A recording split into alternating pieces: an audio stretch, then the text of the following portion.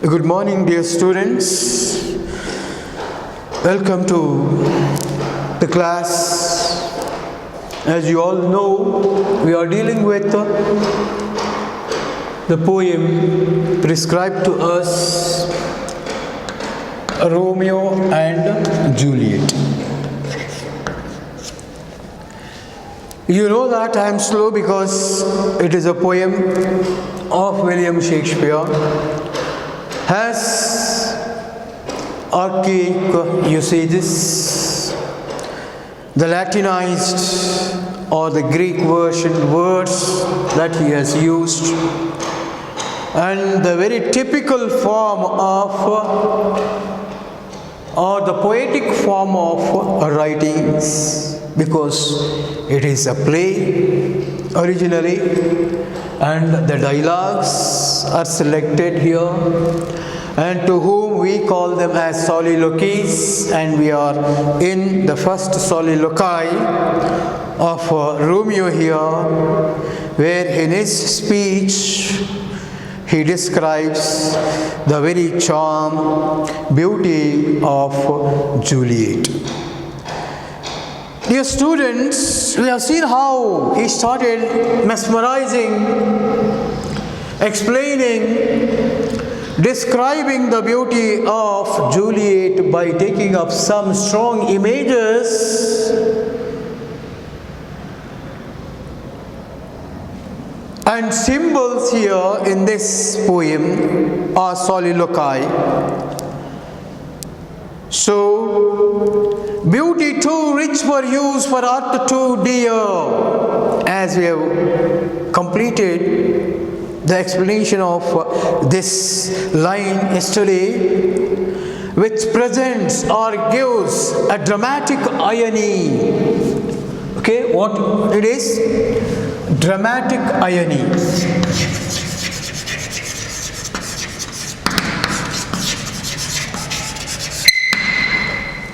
This technique is used in this line. In this line, not all the soliloquy of Romeo here.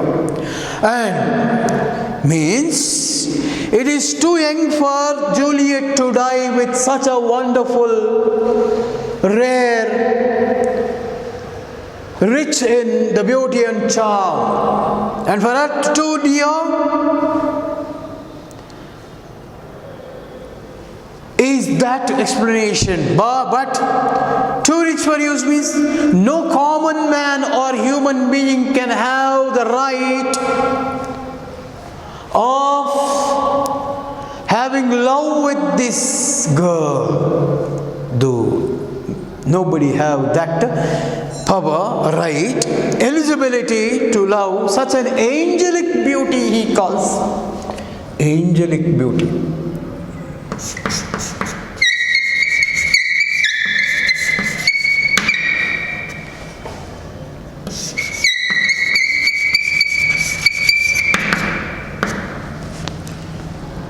Beauty which is very rare, beauty which is very costlier, beauty which is highly priced. So that is what we had, studied yesterday, and the continuation part of the Romeo's dialogue here. So shows a snowy dove trooping with crows. So shows a snowy dove trooping with crows, as yonder lady over her fellows shows. See here, listen, you need to understand word by word here, because they are poetical, because the lines are too short and presented in the form or structure of poem here. Yes. Stress and unstressed syllables, on the basis of that rule he has written. Lagu, we say in Kannada, Lagu Guru Matraye anta heltivi now, isn't it? So when we study our Kannada great poets like Harihara, Raghavanka, Muddanna, Okay, those old Kannada literature writers, we apply those things. What? Lagu Guru, like that. So in the same manner, we can use the same technique in the works of William Shakespeare, even in sonnets, plays, and in his poems. Imagine. Okay? Poem, okay, it's okay, you can. Poem maybe it's very short in structure. Okay, like 4 stanzas, 5 stanzas, 6 stanzas, or 10 stanzas, or okay, 20 stanzas maximum. But a play is written, 37 plays are written on the basis of the same structure. And here, so shows us snowy dove trooping with crows. Imagine the color of the snowy dove, how it looks.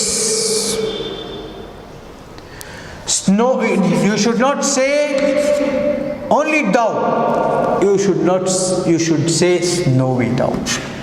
It's whitish. Yes. It looks very what you can say, cool and calm. The cool, calm, smooth when you take down. Smooth and snowy dove. It is a symbol of love. Yes.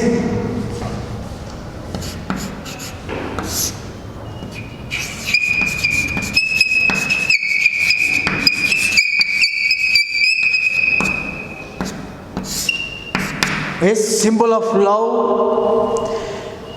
People used to pray for snowy dove, a dove in ancient times.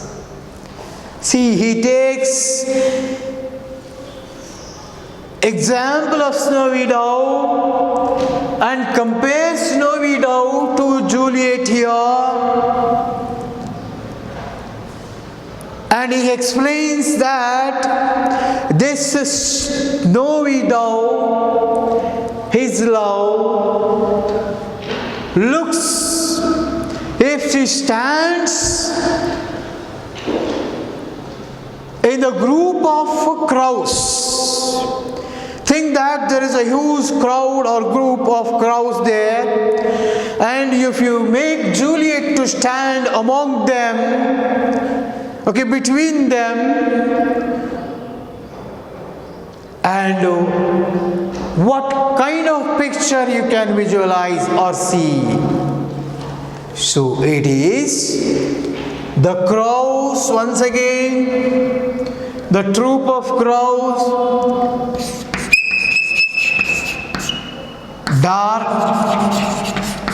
or you can say black, yes, and then snowy dove,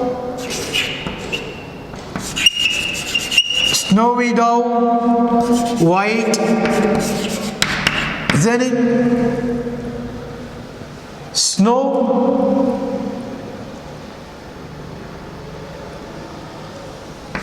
and it is brighter, shining,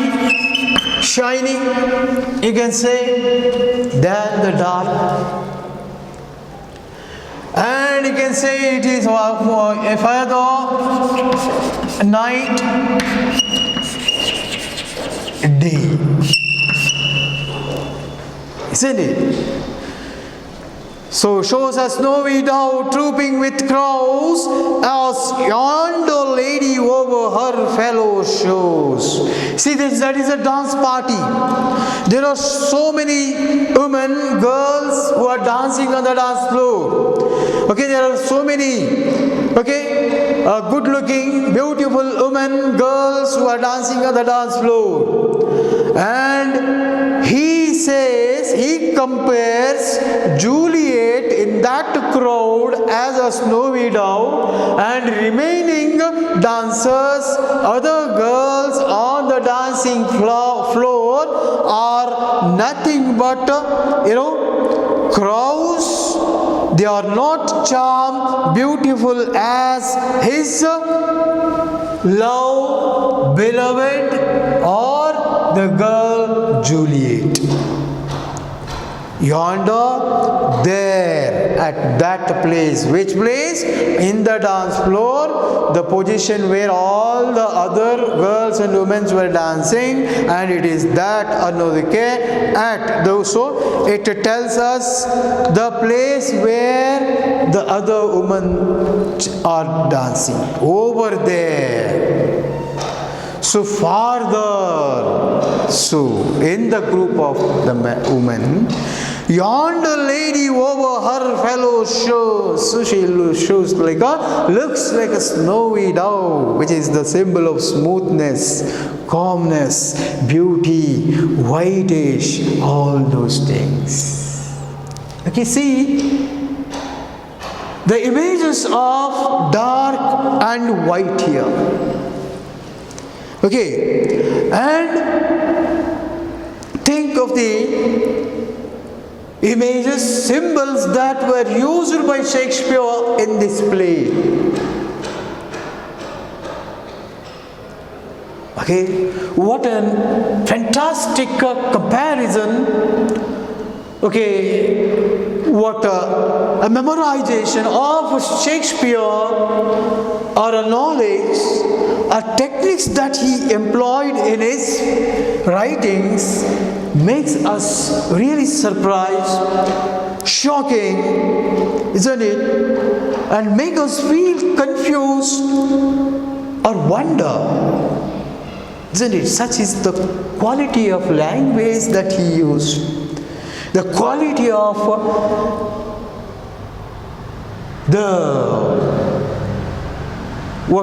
technical tools that he employs in his poem. Okay, images, symbols, metaphors, and all those figures of speeches, alliteration, yes, archaic usages, some words which are influenced by Latin and Greek. So he is rich in his language, theme, content, presentation, structure, form, everything. Okay, next, the measure done. So in Old English, measure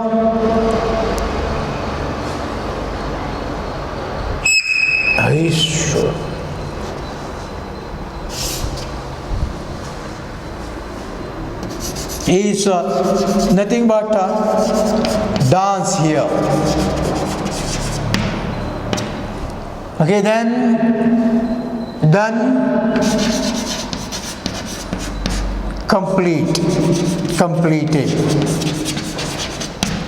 finish, stop. So measure done after the dance, after the completion of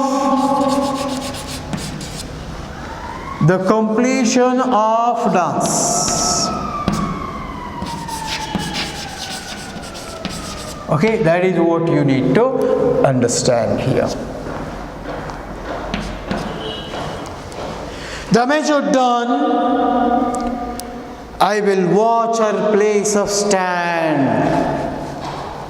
The measure done, I will watch her place of stand, and touching hers, make bless my rude hand. And touching hers, make blessed my rude hand.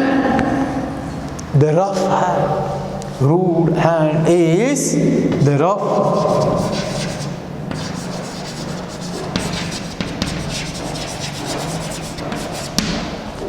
Rough, unblessed, bad, sinful,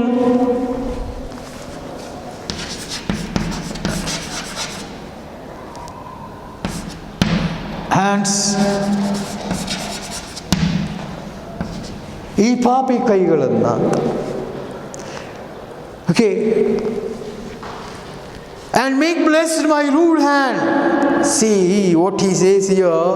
Okay, he come to one conclusion that so he can't bear, or okay, the situation over there. So now he comes to balanced okay emotion here and says, okay, wait. After the completion of the dance, I will go to her and I will shake hand with her. You know, though, touching hers, make blessed my rude hand, touching hers. You know that how the way they greet or gratitude, express their gratitude to the people. So it is in the form of shaking hands, hugging, kissing the cheeks as such, isn't it? So he wanted to shake her hands, and by shaking her hands with his, so he wanted to make his rude, rough, sinful hands blessed. That is what he wants after the completion of the dance here. Then the last lines here. Did my heart love till now? All of a sudden, at this situation, period, the question within himself came out, started to threaten him. Okay, like, did my heart love till now? Love till now? So there is a confusion. Okay, there is a bewilderment in his decision here, and he asked, and he come to a conclusion here that forswear its side, for I never saw true beauty till this night. Okay, imagine here the line,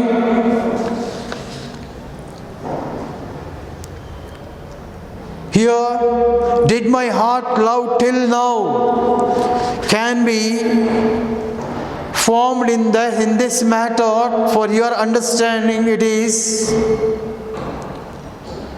did my heart ever love anyone before this moment? No, he says. He swears that he had experienced true love on anybody till that time. Why? Then what about Rosalind then? Yes. It is not a true love. Then the reader, or the critic, or the scholars of William Shakespeare will come to a conclusion that the love on Rosalind is not the original or the true or the eternal love. It is just an infatuation.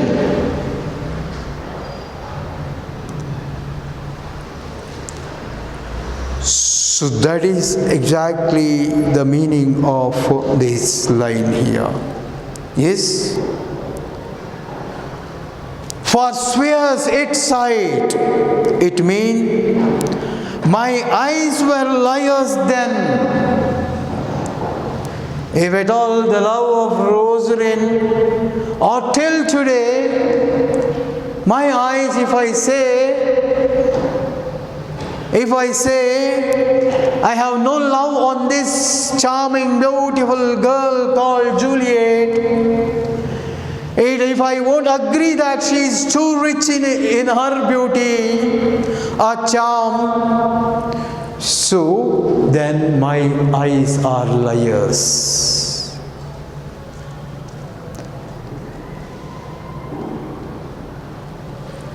So finally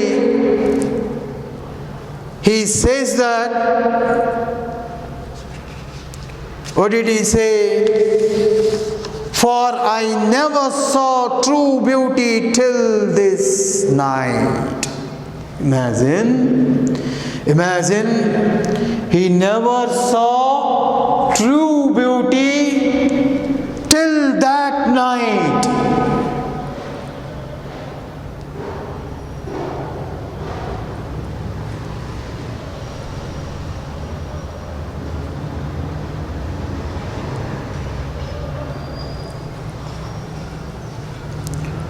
So dear students, it is very important for you to understand each and every word, sentence of the soliloquy here.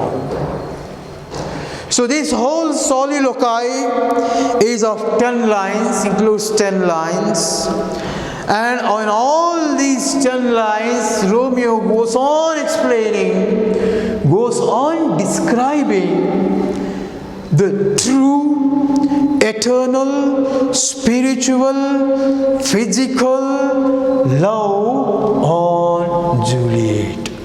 When he saw her at first time on the dance floor in the grand supper hosted by Lord Capulet in his palace. Got it?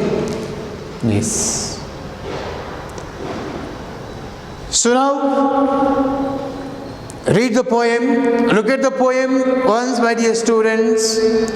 See, when you listen this class of mine on this chapter, on this poem, so you should have textbook in your hand, okay, and you should look or observe each and every word, sentence that is written, and you should be able to make out the differences here, and then only you will understand correctly according to the text here. Hey, it's okay.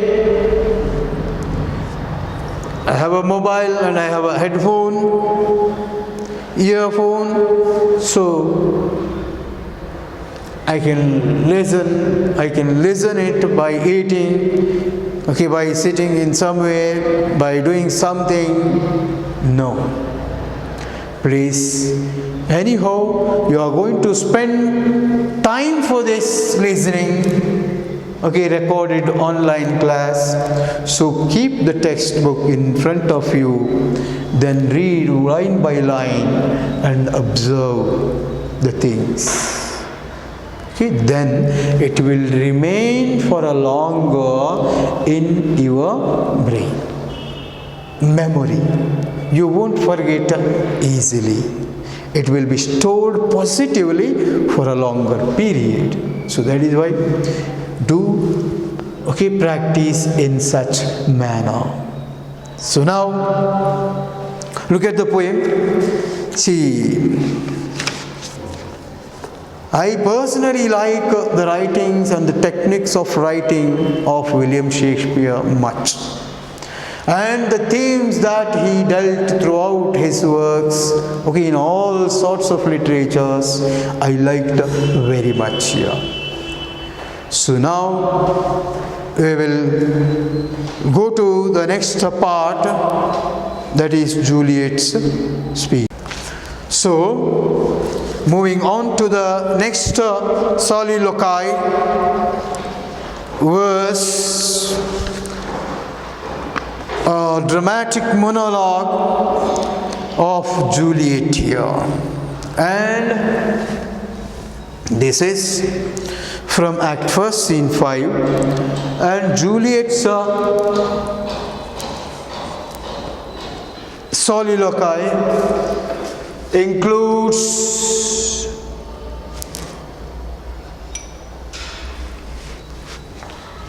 is is of 9 lines here, is of 9 lines, and it is taken from Act 3rd, okay, 3rd act of the play Romeo and Juliet, and scene 2nd, okay, and it is an invitation to the night, and it is a situation where Juliet is waiting for her beloved, or of course you can call him as a lover, waiting to meet him. It is the day after their secret marriage in a chapel arranged by Friar Lawrence, and it is a situation that she was in very much in fear of her parents, that they may do some harm or kill or may not agree their love and marriage. So that is why she was afraid of the consequences thereafter are going to happen. And both Juliet and Romeo wanted to plan their departure, their vanishing or absence from that particular place. They wanted to move out of that place in disguise, without spreading, communicating to any of the family members of both the families here. So now,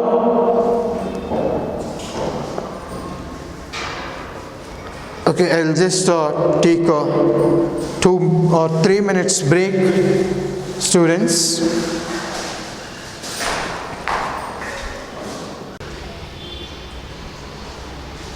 So dear students,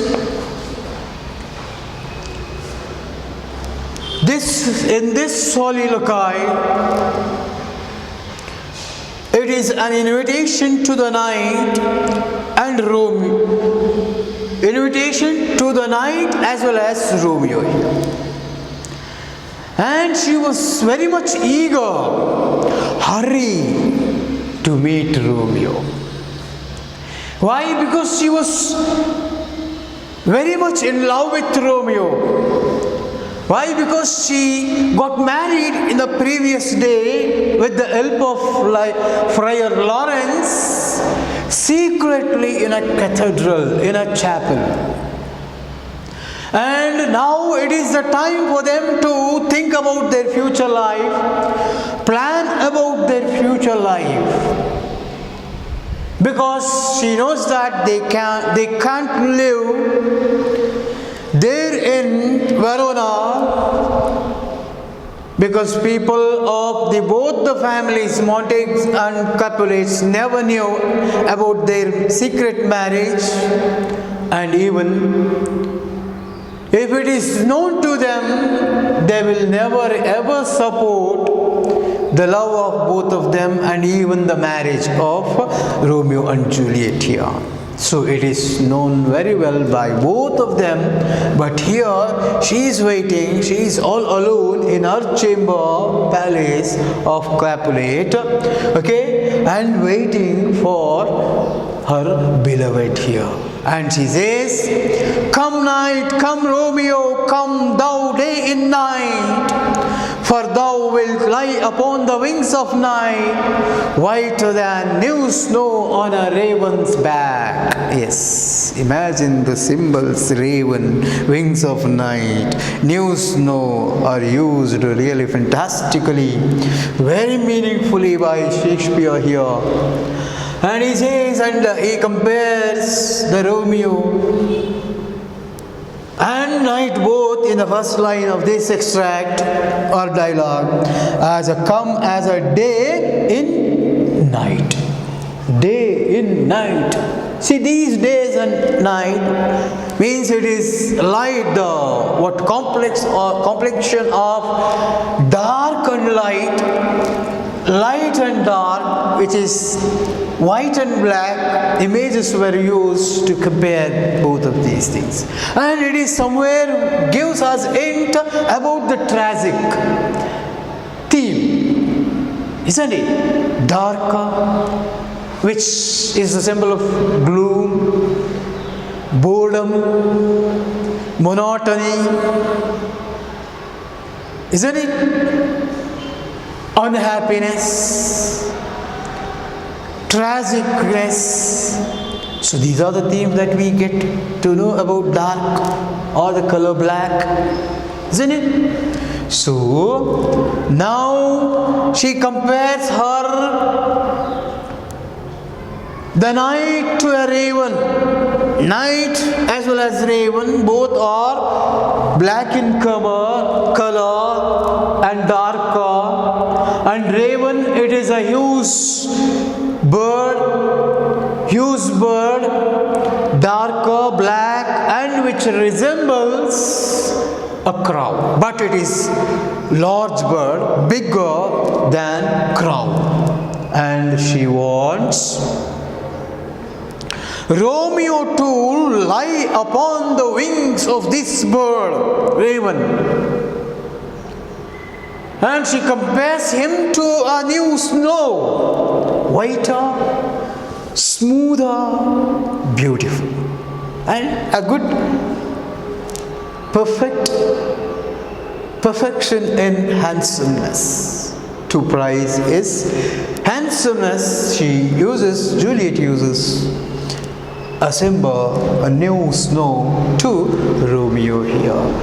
Come as a new snow on the back of this raven, then whiter than new snow on a raven's back. When he comes on the raven here, it looks as if he is a new snow, whiter, very beautiful, whereas the raven is black, dark. Okay, ಎದ್ದು ಕಾಣಿಸ್ತಾ ಇದ್ದಾನೆ ಅವಳ Romeo.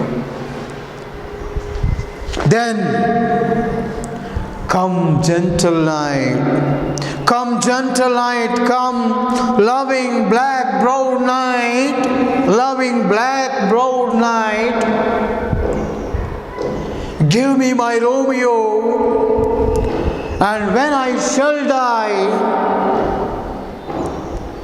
take him and cut him out in little stars. See here, what a beautiful imagination here. The kind of sacrifice that we find with Juliet here. The kind of eternity or spirituality that we will find in the wish and will or character of Juliet here. And she personifies night here. In the line, come gentle night, come loving black brown night, she calls night as a gentle, loving black brown night. Yes, black brown eyebrow. So how it looks? It is a dark blackish. The night is there. So she would personifies, fills the life tonight, which is non-living. Means she loves night more rather than a day. Why? That is the time where both of these lovers unite, meet every day. Why? Because they belong to rival families.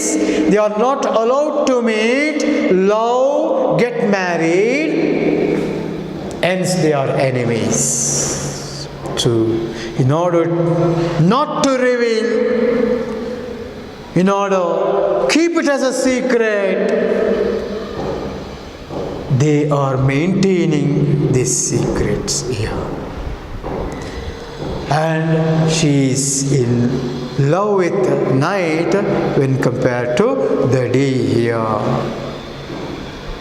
See, as for my understanding, if Romeo would have come on the right time during that day when she was waiting, and if they spent time, both of them, in her chamber, there might be discussions about their future plannings, like moving away from out of Varuna, isn't it, the city Varuna, and out of this city, and they wanted to settle somewhere in the border and lead their life happily. But that has not happened here.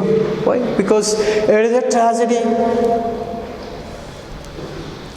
So now, see the personification of night here. He calls night as a gentle night, loving night, black-browed night. Okay? See how his friendship, his intimacy with the night, and how it compares, mesmerizes, describes the night here. Then she requests the night, give me my Romeo. Give me my Romeo, and when I shall die, ಬೇಗ ಕೊಟ್ಟುಬಿಡು, ಬೇಗ ತಂದುಬಿಡು, ಬೇಗ ಕರೆದುಕೊಂಡು ಬಂದುಬಿಡು ನನ್ನ ಪ್ರಿಯಕರನನ್ನ, ಇನಿಯನನ್ನ. And then she come to a decision now, what she wanted to do in her future. When I shall die.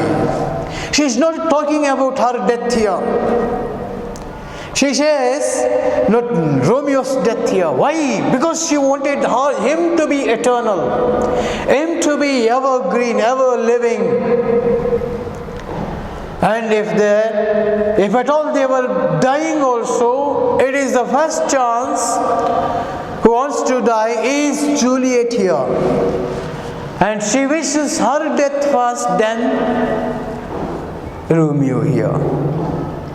And even in this case, she takes up her name, her death. She creates her, imagines her death here. When I shall die, take him and cut him out in little stars. So that means after my death, and even her Romeo's death, he requests the night, the Almighty, take him, take the body of Romeo, cut him into little pieces, cut him into little stars, not pieces, stars,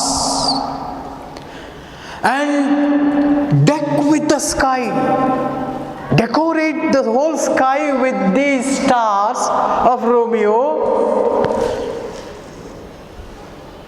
and he will make the face of heaven so fine, and then he will glitters the very face of the heaven, means sky, very lighter, brighter. By looking at this fine picture of sky, brighter, beautiful picture of sky with the stars of Romeo,